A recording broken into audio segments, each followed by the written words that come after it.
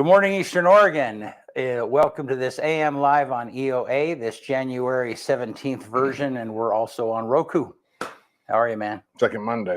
Second Monday. Yeah. That's right. I got up early today. like 5 o'clock. No, I'm not a morning I know. person. It's like, yeah. What? You just woke up. You just couldn't sleep? No, Just woke up? woke couldn't up get back to sleep? Yeah, so I watched TikToks for like an hour. Got lost in it. You know, yeah.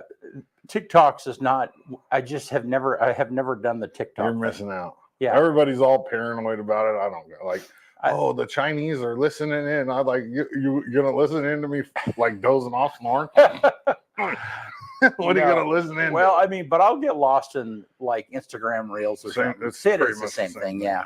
Yeah. Actually, TikTok is stricter when it comes to like that to stuff than Instagram. Are they? Mm-hmm. Yeah. You can't like smoke on, like you can't vape on there. They'll ban people. Yeah. TikTok bans people for that. So I wonder how much bigger the TikTok audience is than like Facebook or Instagram Reels. I don't know. Probably. I mean, a lot of people are on Instagram. What's that? A lot of people are on Instagram though. Yeah. I don't know.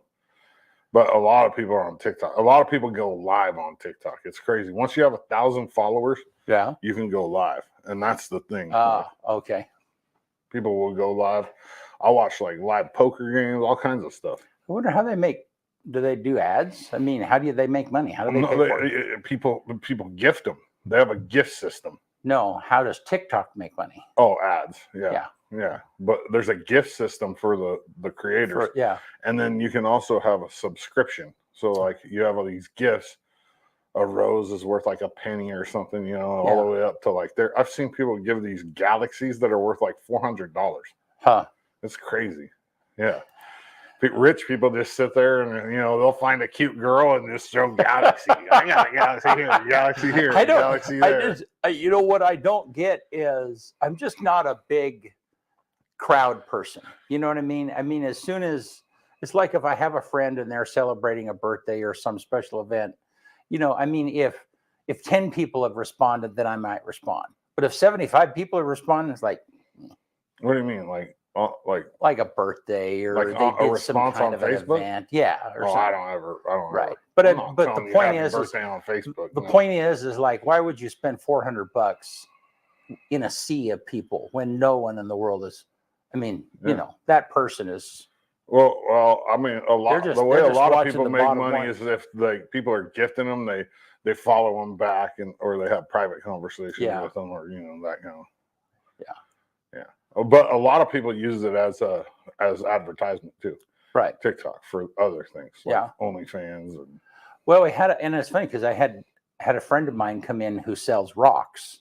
They cut rocks and do them and I need to talk to you about that because he was wanting to connect all of his stuff to his Etsy. Is it Etsy? And you can sell it, and eBay and stuff like that. So interesting. He sells rocks. Well, like rocks you find or like rocks. Like it's a thing. People go like find dinosaur eggs, like the ones you cut and they're pretty on the inside. Yeah. Oh, okay. Yeah. Yeah, they'll slice them and do different stuff with them, and interesting. All right, Let's do sports. Rock and roll.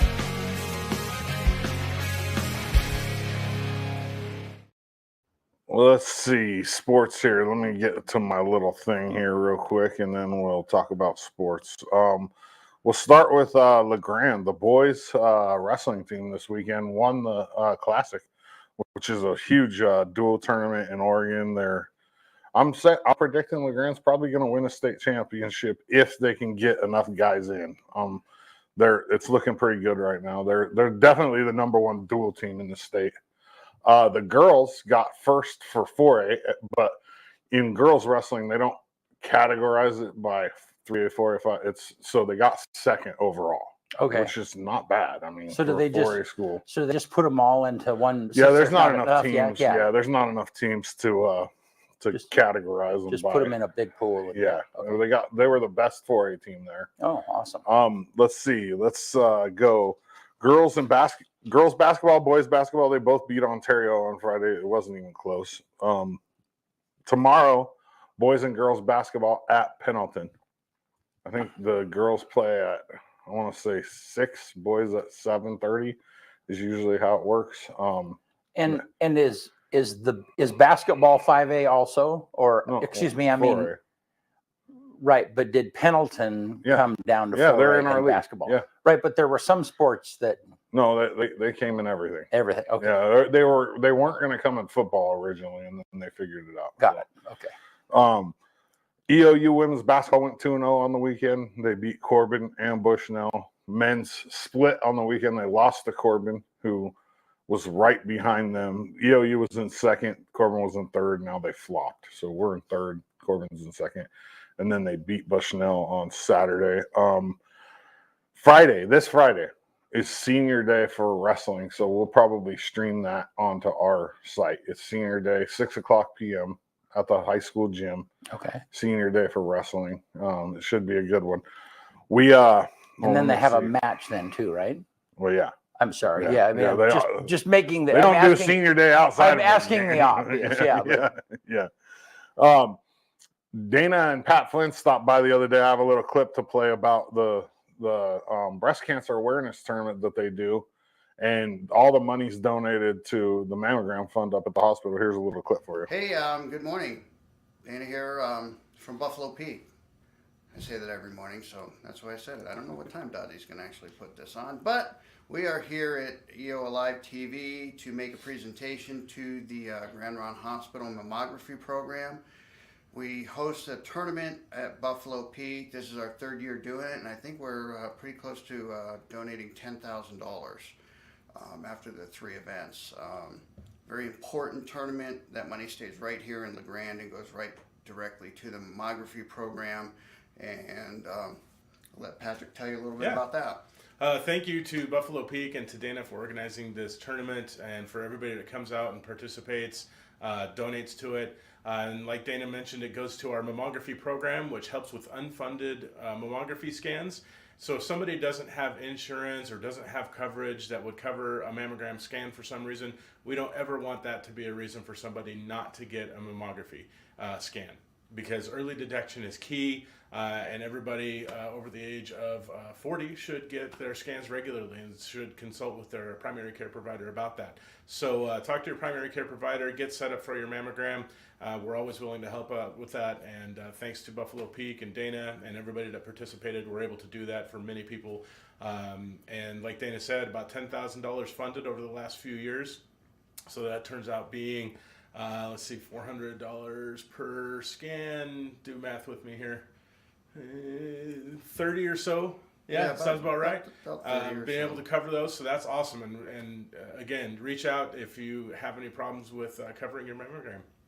Perfect. Well, thanks, Patrick. With that here, we have a check to present from this year's tournament for $4,230 from the all the sponsors that are involved, the players, everything. So if you'd like to be involved in this tournament, definitely get a hold of me and we can get you involved. But here you go, $4,230. Fantastic. Thanks, Dana. I appreciate it. Thank you.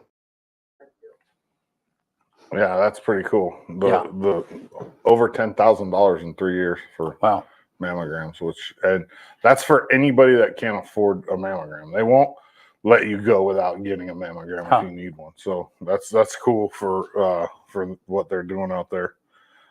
Sports wise, other than that, I mean, Cole Schaefer will be on my show today. He's a senior wrestler at La Grande. He's qualified for state, I think, all 4 years. He hasn't won a state championship, but he's always right there in the running. He'll be on the show today, and keep a lookout for seniors from the winter because that's what's coming. So all the senior athletes that weren't fall athletes are going to be highlighted in the next couple of weeks. Very cool. Yeah. Well, let's take a look outside. Looks kind of like a dreary. Yeah. I mean, there's not much going on there except it looks like a winter morning. No moisture though. Let's see what gave us. Thankfully. At the end of the day on Tuesday, expecting much of us to top out into the upper 30s to low 40s, with the exception for colder into Meacham and Burns, low to mid 30s. That warm spot on the map, 46, and Pendleton. The best chance to see a little bit of moisture around would be across the northern blues, but it will not be widespread, so you could luck out and stay dry. Slight chance we see just a little bit of moisture out towards our south, but most likely it will stay dry out that way. Expecting a dusting of snow potentially as low as 4,000 feet. Isolated spots up above that point could see upwards of an inch, but not guaranteed until you get up above 6,000 feet, with upwards of 2 inches into our highest elevations. At the end of the day on Tuesday for La Grande, it looks like this will start out right around freezing at the 8 o'clock hour. Lots of cloud cover, beginning with a light southwesterly wind flow. Those winds turn completely to the west during the day, but don't gust much, only up to 20 miles per hour in spots, as those highs reach the low 40s during the day. I'm expecting the potential for a few snowflakes in the air closer to midday, more sun breaks later in the afternoon. We'll warm up those temperatures a bit as we could see a few raindrops, otherwise more breaks in that cloud cover late day into the evening as we become dry, dropping those temperatures into the upper 20s overnight. Upper 30s for highs into Wednesday. We're still on track for our first widespread accumulating snow across the mountainous valley since December. I'm expecting 1 to 4 inches, elevations as low as 2,000 feet late Wednesday into Thursday, bringing upwards of 4 to 8 into our mountains. All right. Cool deal. Yep. So, Shawna McKinnis from Remax Realty will be with us here in just a minute, and we'll be right back.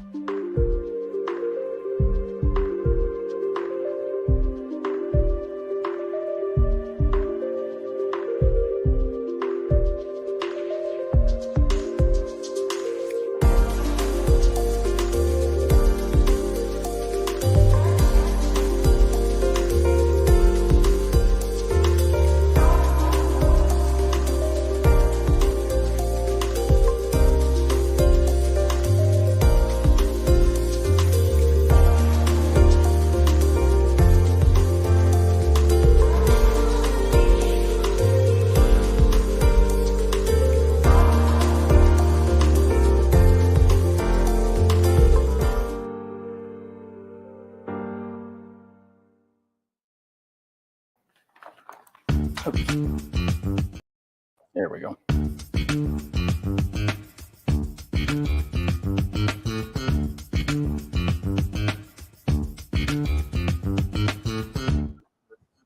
All right. How are you doing, Shawna? I'm well. How are you? I'm good. Good. Yeah, thanks for jumping in with us this morning. And I know you love this. Love So how are things going? Good. Yeah. Good. Little different market than the last couple of years, but you know that's to be expected with the change in the interest rates. So. Yes. Yeah. So tell me. I mean, talk about that a little bit. How has it changed?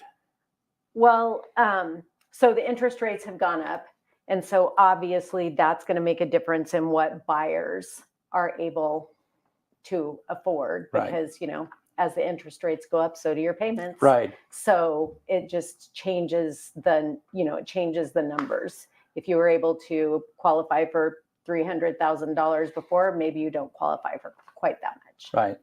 And so they're buying a little less home. Yeah.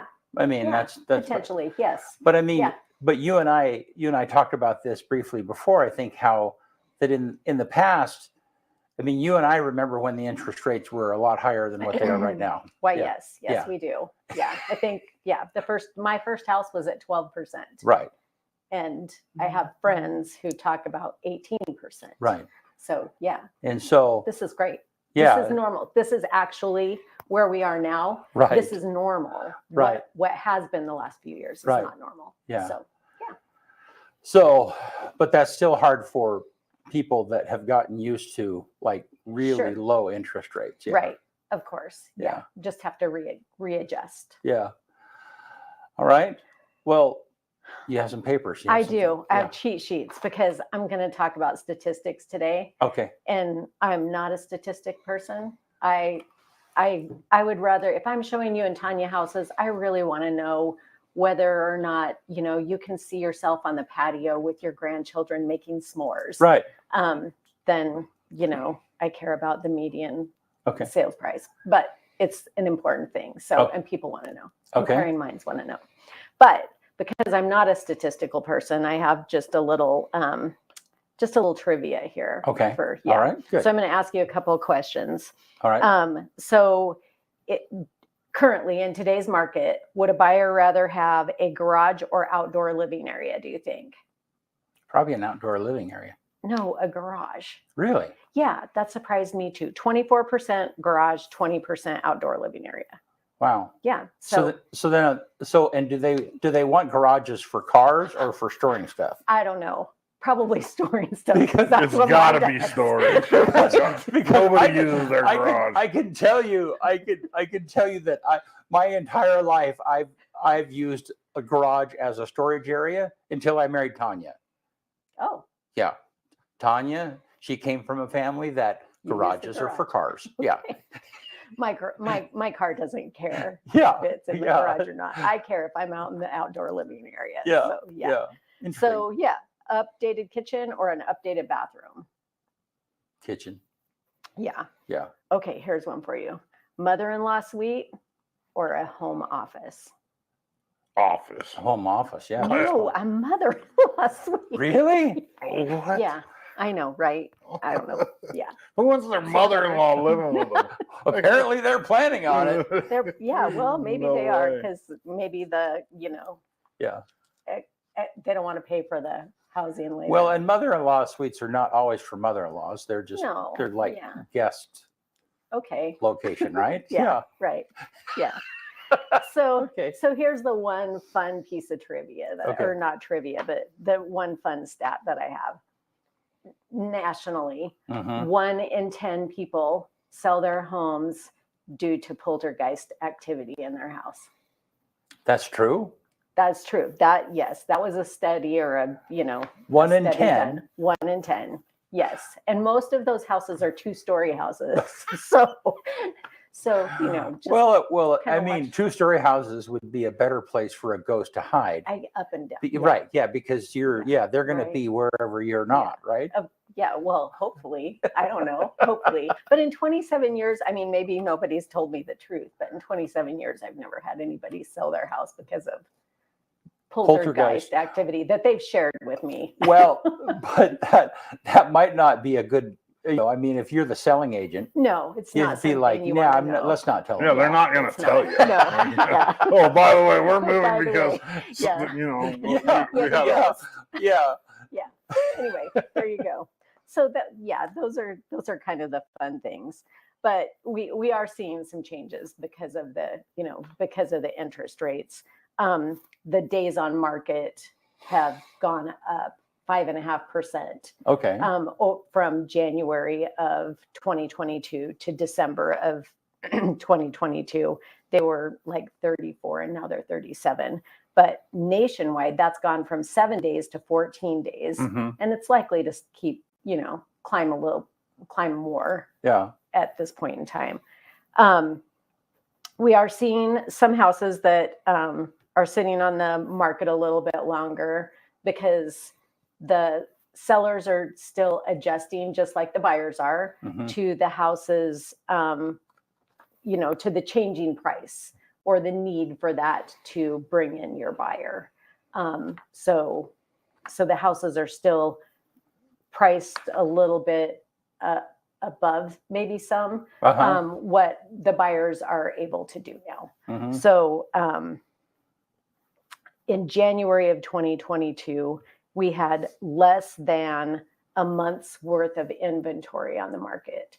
So if we sold every house that was on the market, it would have taken less than a month. Mm. Now that's up to nearly 3 months. Okay. So we're seeing that change.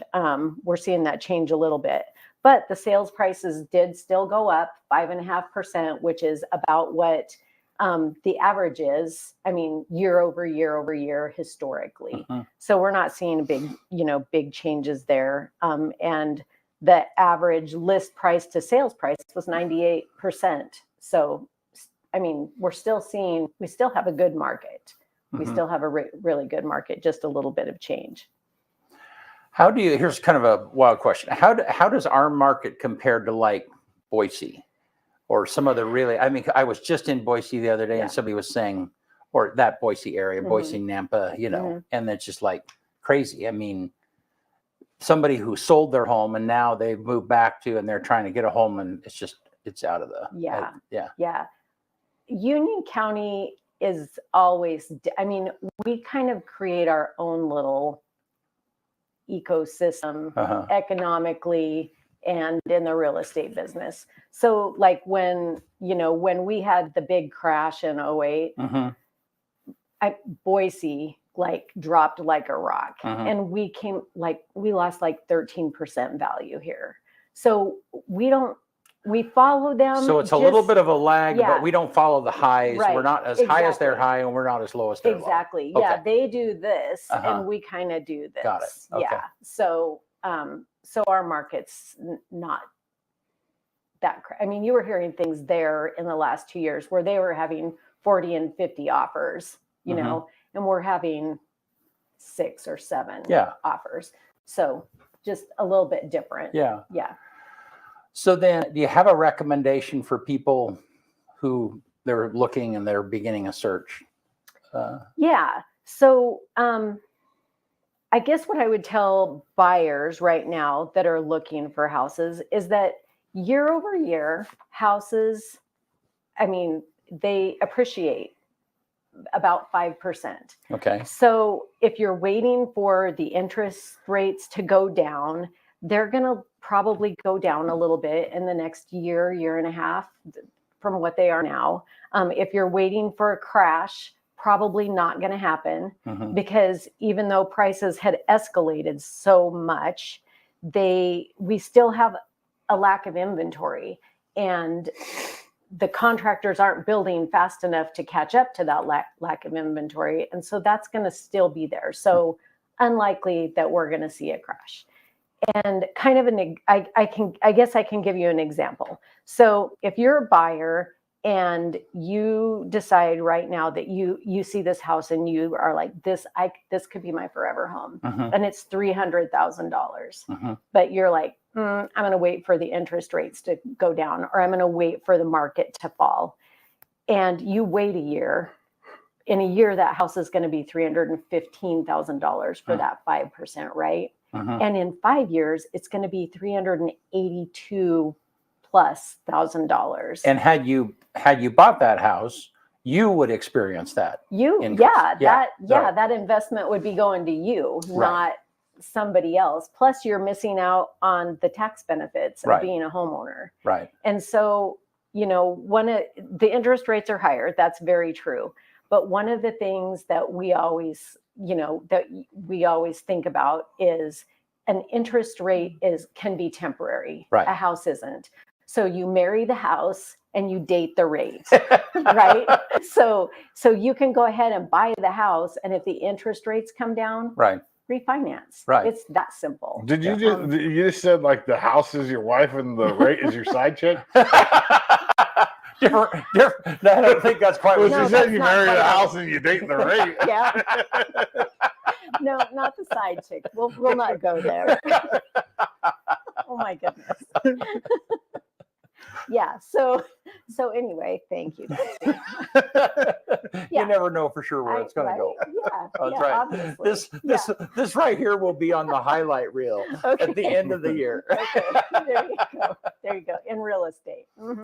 Yeah. So I mean, those things can be temporary, and you can, if the market rates do come down, you can make that change. Okay. So given the high interest rates, Mhm. or the current interest rates, Mhm. they're not high, they're just normal, but they're high normal. compared They're to where back they to might have been. Right. Yeah. Yeah. A year ago. Yeah. I mean, so do you have some advice other than, I don't know. Yeah. Other than marrying the house. Yeah.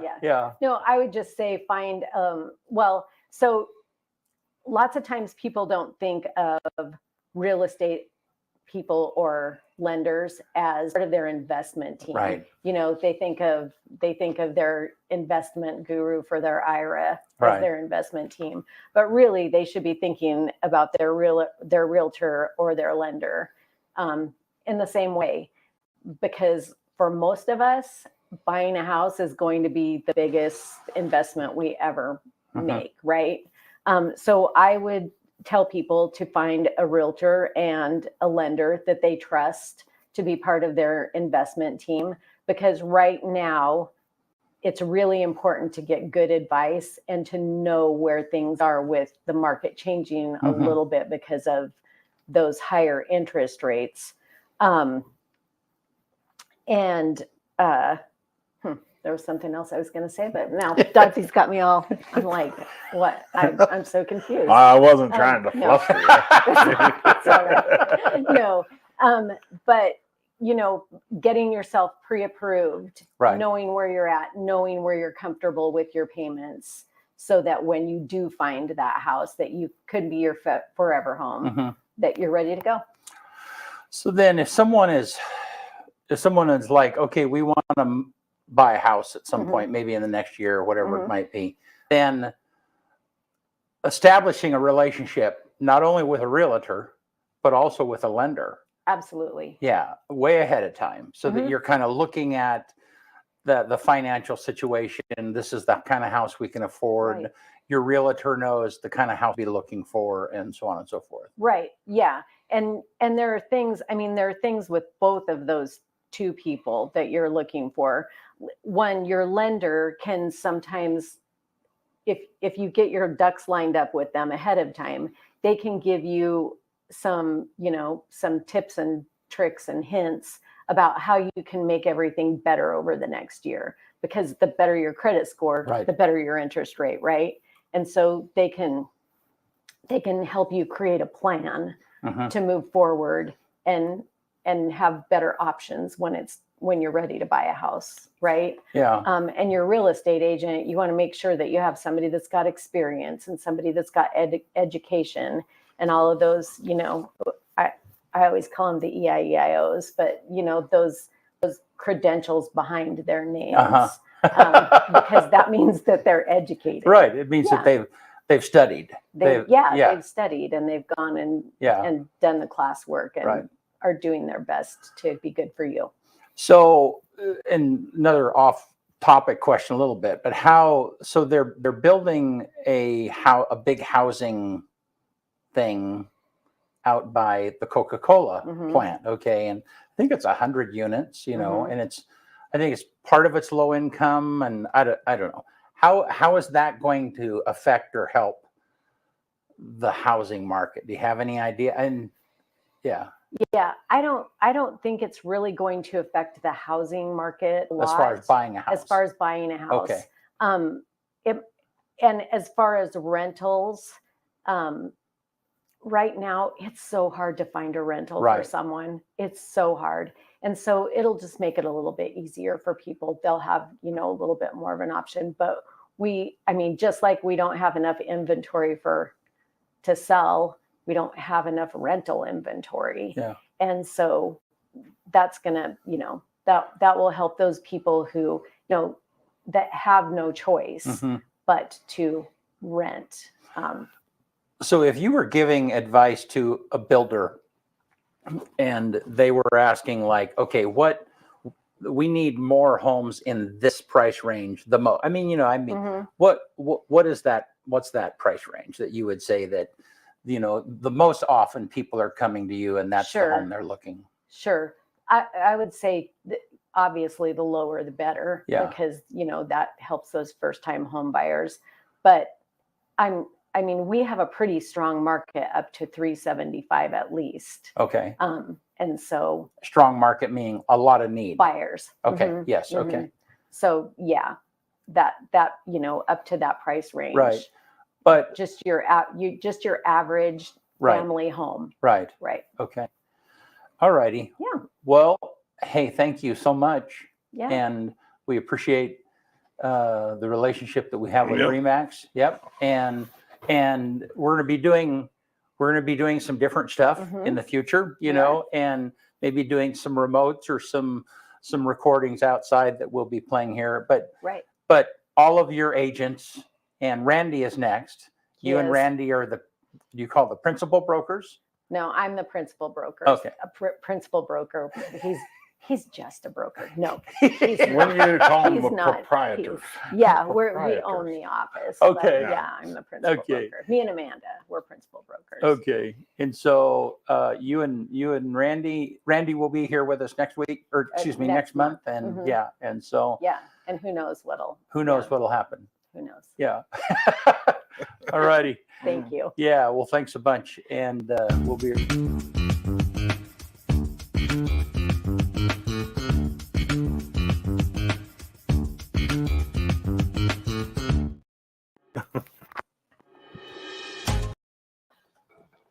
I keep trying to.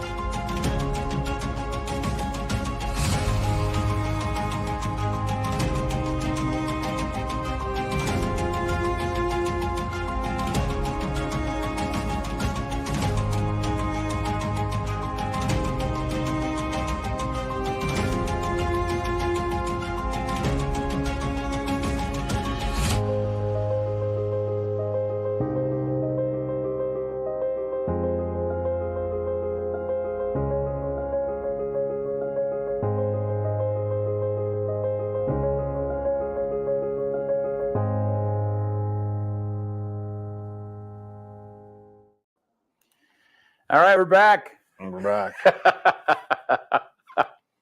Flustered are good.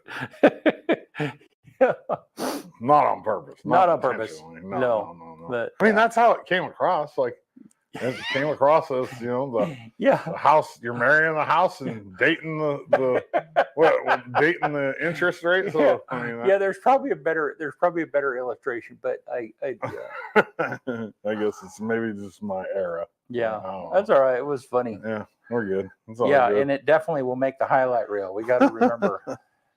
We have to remember to do that. Yeah, so we're trying to, we get to the end of the year, and I mean, as you can imagine, there's just a tremendous amount of content.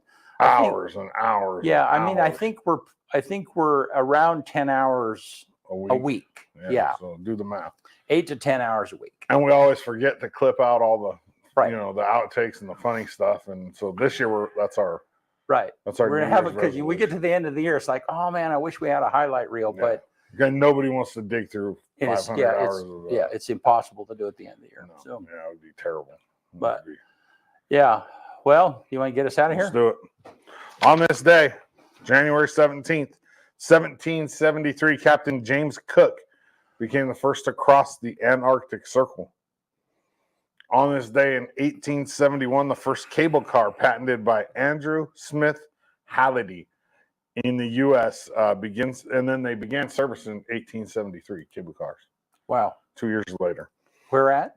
In the U.S. So Let's start in the U.S. The first patented cable car, 1871. 1917, on this day, we paid Denmark $25 million for the Virgin Islands. Huh. It's a pretty good deal. Yeah. $25 million for a whole string of islands. Yeah. Nice islands, too.